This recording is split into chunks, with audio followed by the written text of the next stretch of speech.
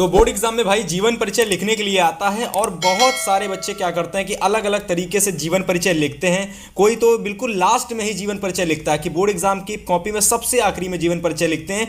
तो कब आपको जीवन परिचय लिखना है प्यारे साथी, और आपको किस तरीके से जीवन परिचय लिखना है, और आपको जो बोर्ड एग्जाम में रचनाएं होती किस तरीके से लिख के आनी है, और कौन कौन से ऐसे इंपॉर्टेंट जीवन परिचय हैं जो आपको बोर्ड एग्जाम के लिए तैयार करने हैं, आपके पेपर में आने वाले हैं। तो लगभग अगर आपने ये क्लास प्यारे साथी पूरी देख ली तो जीवन परिचय से आने वाला पूरा का पूरा संपूर्ण टॉपिक का डाउट इस क्लास के अंदर समाप्त होने वाला है। प्यारे साथियों, मेरा नाम है हितेश और स्वागत है आप सभी का F24 क्लासेस में। आज की इस क्लास में हम लोग जीवन परिचय का पूरा टॉपिक समाप्त करने वाले हैं। अब यहां पर देखिए, आपके पेपर में प्यारे साथी क्या है मैं आपको बता देना चाहता हूं कि कवियों का जीवन परिचय आता है और लेखक का जीवन परिचय आता है। 5+5 यानी टोटल 10 नंबर का ये क्वेश्चंस आपके पेपर में आता है। तो आज की ये क्लास अगर प्यारे साथी आपने पूरी देख ली तो जीवन परिचय आपका पूरा समाप्त हो जाएगा। तो चलिए सबसे पहले हम लोग देखेंगे लेखक के जीवन परिचय को आपको बोर्ड एग्जाम की कॉपी पर किस तरीके से प्यारे साथी लिख के आना है। देखिए यहां पर आपको डॉक्टर राजेंद्र प्रसाद का जीवन परिचय है, किस तरीके से आपको बोर्ड एग्जाम की कॉपी में लिखना है मैं आपको वो भी बताऊंगा, और साथ में आपको बताऊंगा कि कैसे आप लोग तैयार करोगे। तो सबसे पहले मेरी बातों को समझने का प्रयास करना प्यारे साथी। सबसे पहले हमारा जो जीवन परिचय है वह हमारा है जयशंकर प्रसाद का, ठीक है। किसका भाई है? तो सबसे पहला हमारा जो जीवन परिचय है वह हमारा जयशंकर प्रसाद का, ठीक है। तो जयशंकर प्रसाद जी का जीवन परिचय तैयार कर लेना, वेरी इंपॉर्टेंट है। और देखिए क्या क्या आपको तैयार करना है मैं आपको सब कुछ बताऊंगा। देखिए सबसे पहले मैं आपको बता देता हूं कि आपको बोर्ड एग्जाम में जीवन परिचय कैसे लिखना है, ठीक है। देखो यहां पर क्या किया मैंने, जीवन परिचय को थोड़ा सा अलग तरीके से लिखा है कि जीवन परिचय लिखा मैंने और यहां पर सारी चीजें लिखना स्टार्ट कर दी हैं। प्यारे साथी आपको ये गलती नहीं करना है। आपको जीवन परिचय हेडिंग लिखने से पहले और इसकी सारी अंदर वाली चीजें लिखने से पहले आपको क्या करना है प्यारे साथी कि यहां पर आपको नाम, उनका जन्म और उनका जन्म स्थान, ये सारी चीजें आपको पहले डाल देनी है। मतलब जीवन परिचय लिखने से पहले आपको प्यारे साथी क्या करना है कि उनका नाम, उनका जन्म स्थान, और इसके अलावा अगर मैं बात करता हूं तो उनका आप लोग कह सकते हो कि उनके माता का नाम, उनके पिताजी का नाम, ये सारी चीजें आप पहले डाल देंगे, ठीक है। तो यहां पर जरा ध्यान से समझने का प्रयास करना। मैंने क्या किया, सबसे पहले इनका नाम डाला, ठीक है। इनका नाम है जयशंकर प्रसाद जी, तो जयशंकर प्रसाद जी के ऊपर मैं जीवन परिचय लिख रहा हूं तो नाम डाल दिया जयशंकर प्रसाद। जन्म डाल दिया 30 जनवरी 1889 और जन्म स्थान डाल दिया काशी वाराणसी। अगर आप चाहते हैं तो इनके प्यारे साथी माता का नाम, ठीक है, माता जी का नाम है ना, और पिता का नाम डाल सकते हो, ठीक है। और अगर आप लिखना चाहते हो तो इनकी रचनाएं भी यहां पर आप लिख सकते हो, ठीक है। तो अगर आप इतना काम करना चाहते हो तो आप कर सकते हो कि माता का नाम यहां पर डाल देना, पिताजी का नाम यहां पर डाल देना और रचनाएं। केवल 5 चीजें अगर आप स्टार्टिंग में डाल देते हो और फिर आप जीवन परिचय लिखना प्रारंभ करते हो प्यारे साथी, आपको पूरे नंबर एग्जामिनर देगा, ठीक है। तो देखिए सबसे पहले जयशंकर प्रसाद जी का जीवन परिचय आप कैसे लिखेंगे, तो आप लिखना प्रारंभ करेंगे। जयशंकर प्रसाद जी का जन्म काशी के एक परिवार में 30 जनवरी 1889 ईस्वी को हुआ था, है ना। अगर मैं इनके पिताजी के नाम की बात करता हूं तो इनके पिताजी का नाम देवी प्रसाद था, है ना, जो कि सुघनी साहू के नाम से प्रसिद्ध थे, है ना। अगर मैं इनकी शिक्षा की बात करता हूं तो इनकी शिक्षा प्यारे साथी प्रारंभ से ही घर पर हुई थी, है ना। और इनके मतलब कह सकते हो कि जयशंकर प्रसाद जी ने घर पर ही लगभग सभी भाषाओं का, जैसे कि अगर मैं बात करता हूँ फारसी हो गई, उर्दू हो गई और आपकी हिंदी हो गई, तो जितनी भी भाषाओं का ज्ञान था प्यारे साथी, शिक्षा थी, उन्होंने स्वाध्याय मतलब घर से ही प्राप्त की थी, स्टार्टिंग से घर से ही प्राप्त की थी। कुछ समय के लिए जयशंकर प्रसाद जी ने अपना नाम क्वींस कॉलेज में लिखवाया, किंतु वह 8वीं कक्षा से ऊपर नहीं पढ़ सके, है ना। मतलब वह 8वीं कक्षा से ऊपर पढ़ नहीं सके और 12 वर्ष की अल्पायु में उनके पिता का देहांत हो गया। आप लोग यहाँ लिखना चाहते हो तो लिख सकते हो कि इनका अधिकांश जीवन काशी में बीता, और अंत में आप लिखोगे कि यक्ष्मा, जिसको हम लोग टीबी बोलते हैं, तो यक्ष्मा यानी टीबी के कारण, टीबी रोग के कारण प्रसाद जी का देहांत प्यारे साथी 15 नवंबर 1937 ईस्वी को हो गया, है ना। अंत में आप लोग इनकी रचनाएं लिख दोगे, जैसे कि स्कंदगुप्त, छाया, इंद्रजाल, कंकाल, तितली, आंसू, झरना, लहर। तो ये पूरा जीवन परिचय आपका समाप्त हो जाएगा।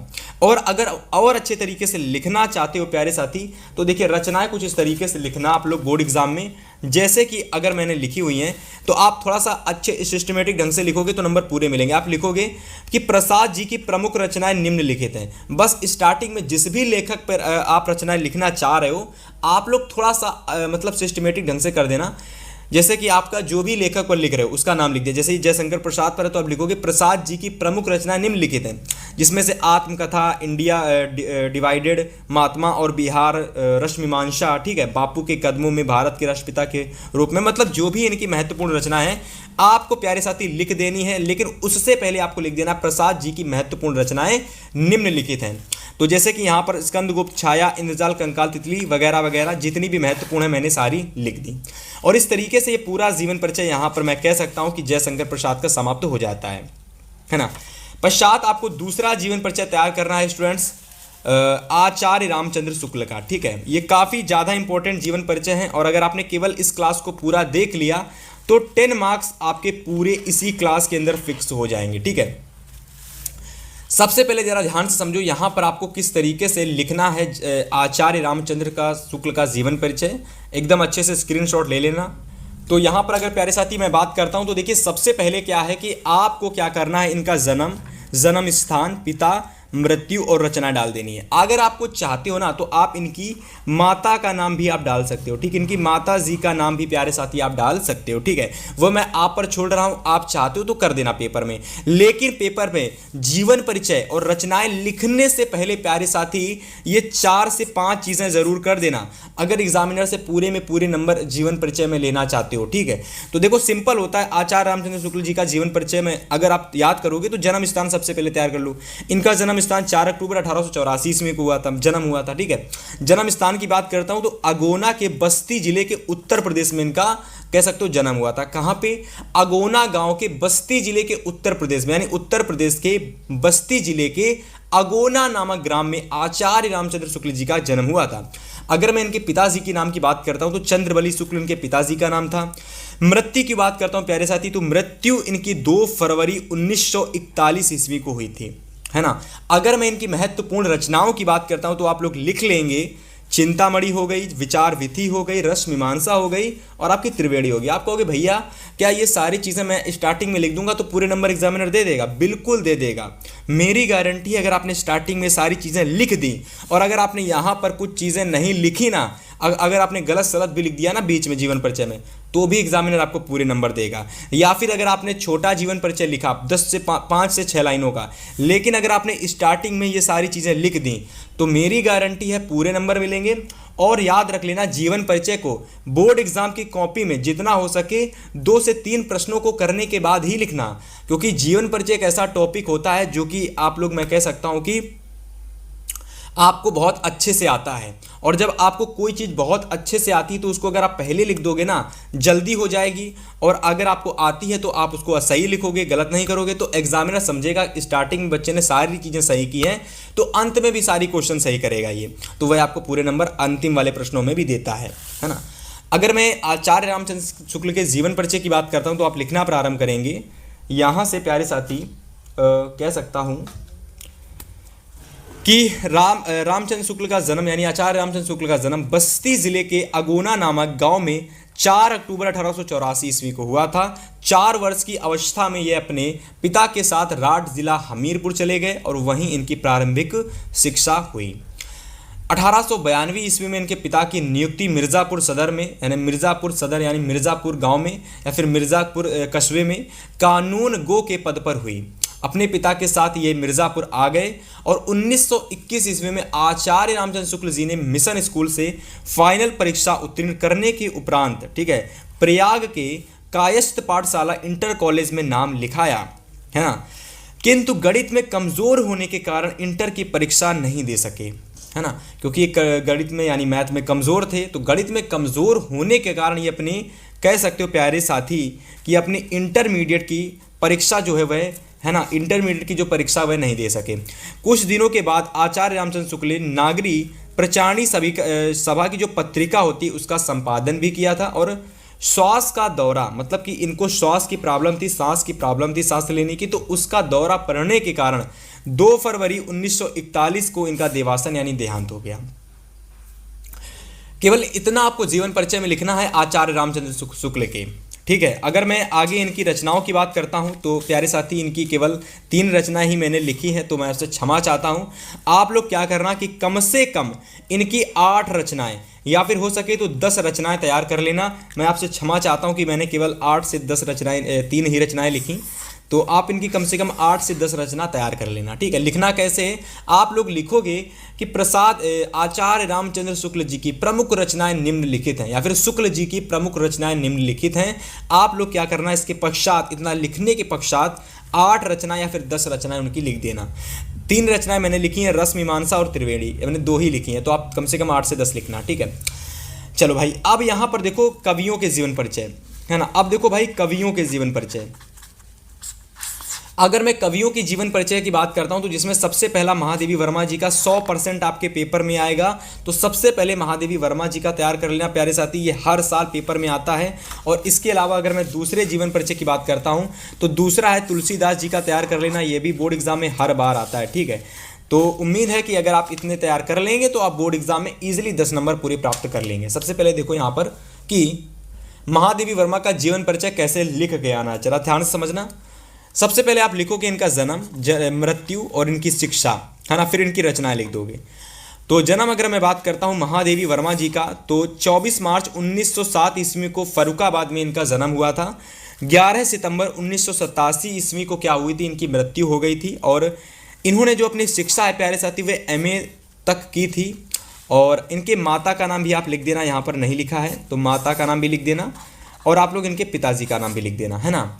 और आगे अगर मैं बात करता हूं तो इनकी रचनाओं में आप लिख लेना निहार, रश्मि, नीरजा, सांध्य गीत और यामा और दीपशिखा, ये इनकी कुछ रचनाएं हैं, है ना। ये सारी महत्वपूर्ण और इम्पोर्टेंट रचनाएं हैं। अगर आपने ये लिख दी तो अंत में कुछ नहीं करना, जब रचनाएं आप लिखोगे प्यारे साथी जीवन परिचय लिखने के पश्चात, तो रचनाएं आप जब लिखना ना, मैं यहाँ पर आपको बता दे रहा हूँ, जब आप इनकी रचनाएं लिखना तो हेडिंग बना करके तो कुछ इस तरीके से लिखना कि महादेवी वर्मा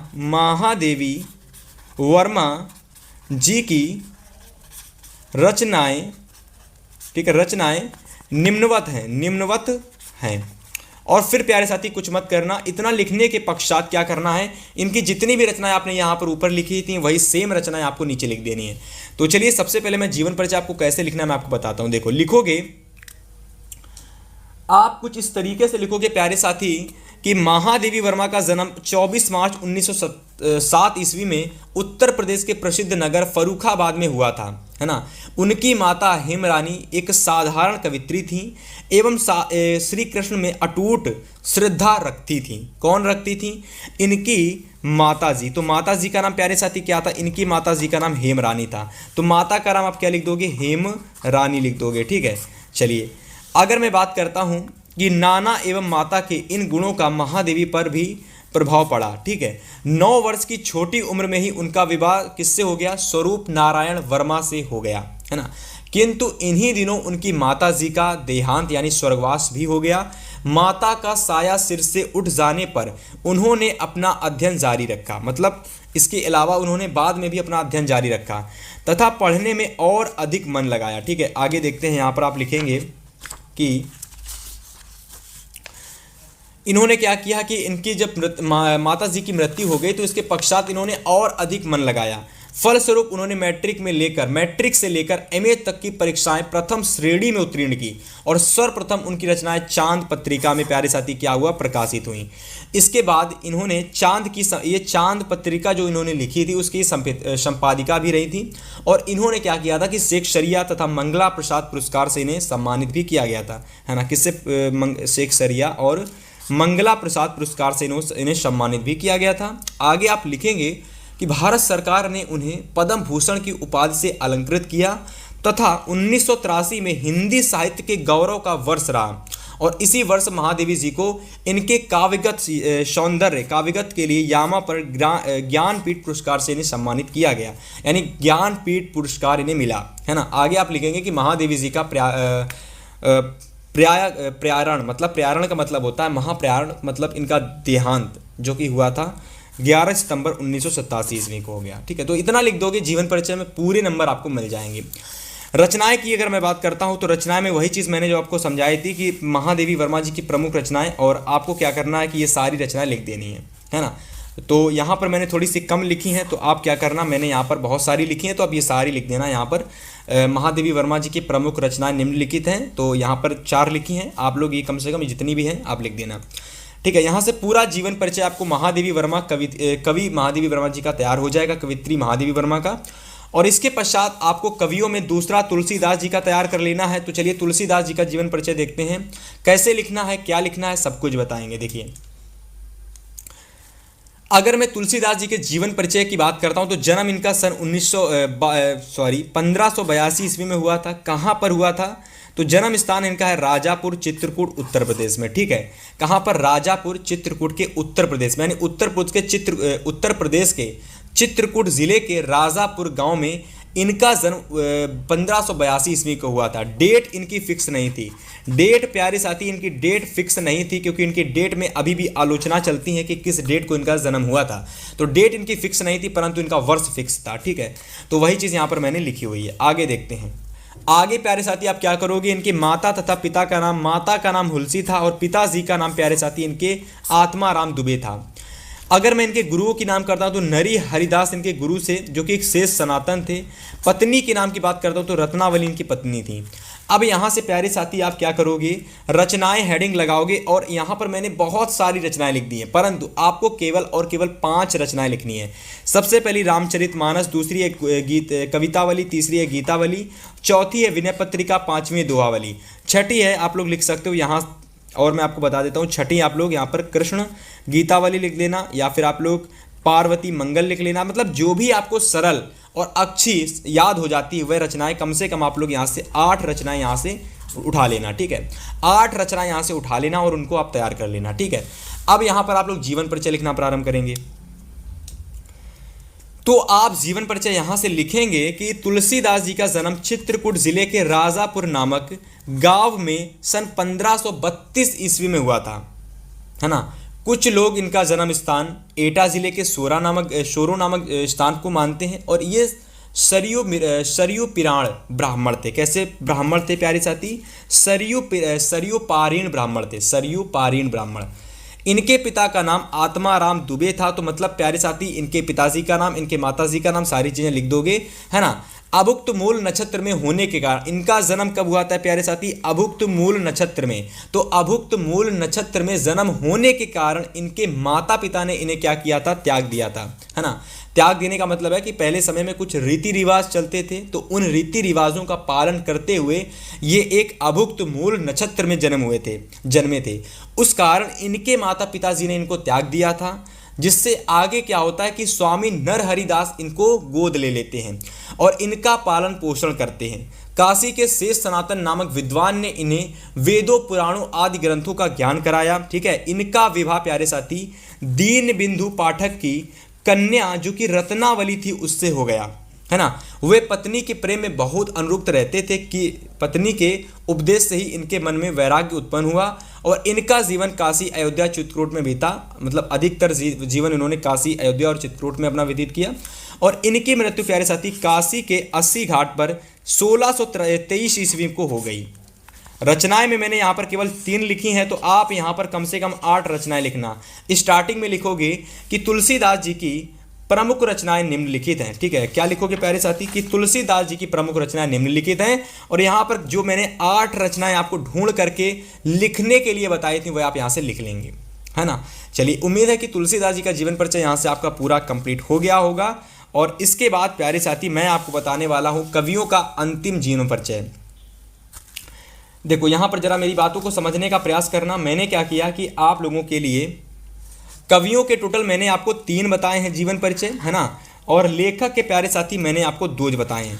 तो अगर आपने कवियों के 3 और लेखक के 2 जीवन परिचय तैयार कर लिए तो 5 + 5 यानी टोटल 10 मार्क्स आपके यहाँ से बिल्कुल पक्के हो जाएंगे। ठीक है, चलो अब मैं यहाँ से आपको बताता हूँ कि आपको मैथिली शरण गुप्त का जीवन परिचय किस तरीके से लिखना है। ठीक है, देखिए सबसे पहले मैं क्या करूँगा, यहाँ पर इनका जन्म स्थान, पिता का नाम और आप माता का नाम भी लिख सकते हैं, और इनकी मृत्यु और इनकी सभी रचनाएं मैं लिख दूंगा। ठीक है, तो अब जल्दी से इनका स्क्रीनशॉट ले लो।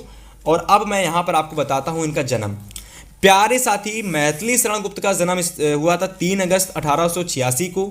जन्म स्थान था इनका झांसी के चिरगांव नामक ग्राम में।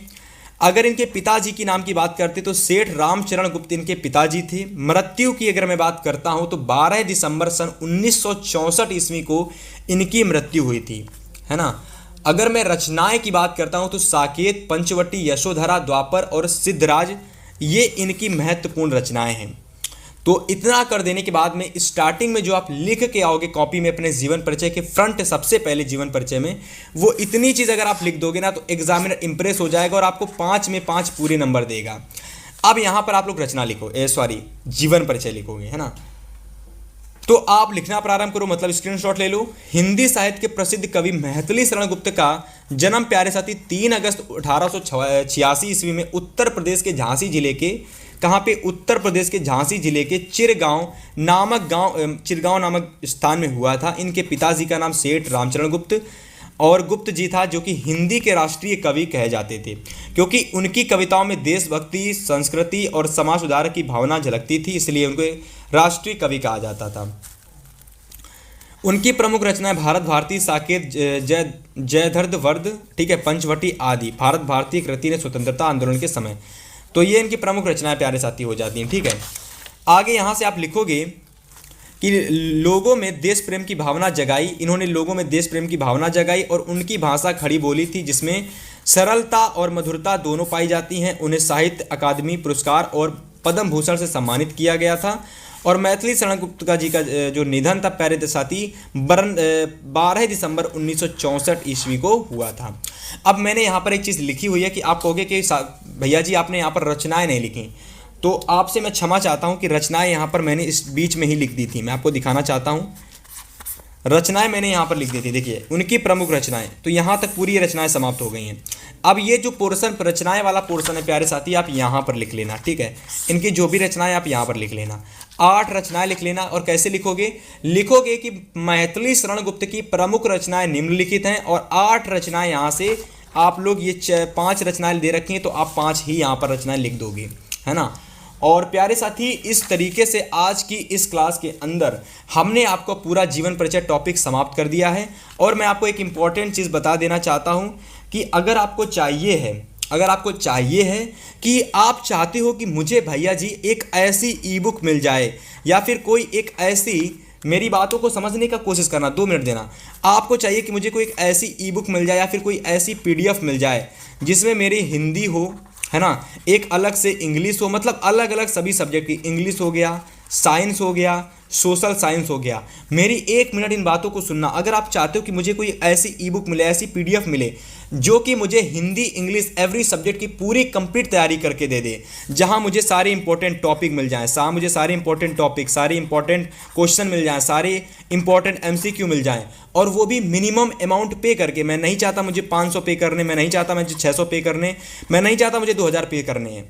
मैं चाहता हूँ मुझे एक सब्जेक्ट की ई बुक चाहिए है और उसके लिए मैं 20 रुपये 30 रुपये देना चाहता हूँ। तो मैं कह रहा हूँ मैं 20 रुपये 30 रुपये भी आपसे नहीं ले रहा। मैं, मेरे भाई, मैंने आपके लिए, मैंने पूरी टीम ने मिलकर के आपके लिए हिंदी हो गया, इंग्लिश हो गया, साइंस हो गया, सोशल साइंस, एवरी सब्जेक्ट की ई बुक रेडी की है, जिसका अमाउंट 15 रुपये है। कैसे मिलेगी? डिस्क्रिप्शन में जाना, हर एक सब्जेक्ट की ई बुक का लिंक आपको डिस्क्रिप्शन में मिल जाएगा।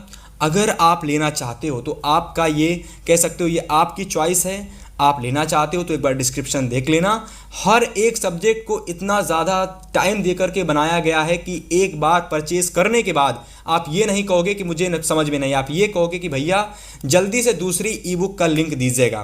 तो एक बार डिस्क्रिप्शन जरूर चेक कर लेना। जिस भी ई बुक की कंप्लीट तैयारी आपको करनी है, आपको एक बार डिस्क्रिप्शन चेक करना है। हर विषय के सामने आपको हर विषय का लिंक मिल जाएगा।